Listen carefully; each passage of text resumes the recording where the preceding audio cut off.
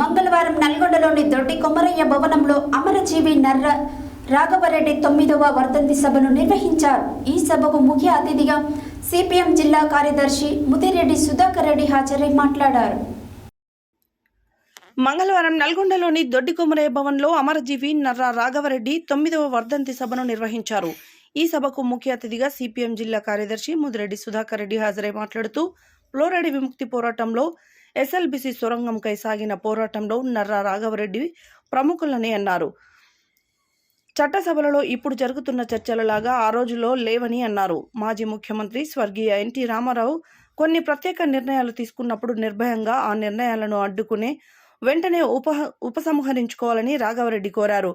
నల్గొండ జిల్లా ఫ్లోరైడ్ విముక్తి చేయాలనే తపనతోనే ఎస్ఎల్బిసి సొరంగం అయితే ఆలస్యం అవుతుందని నార్ల తాతారావు వెంట పెట్టుకుని ఎన్టీ రామారావు దగ్గరికి తీసుకెళ్లి లిఫ్ట్ ద్వారా పూర్తి చేయాలని సూచించారు. అందుకు అనుగుణంగానే నేటి ఎస్ఎల్బిసి లిఫ్ట్ స్కీమ్ అని చెప్పారు.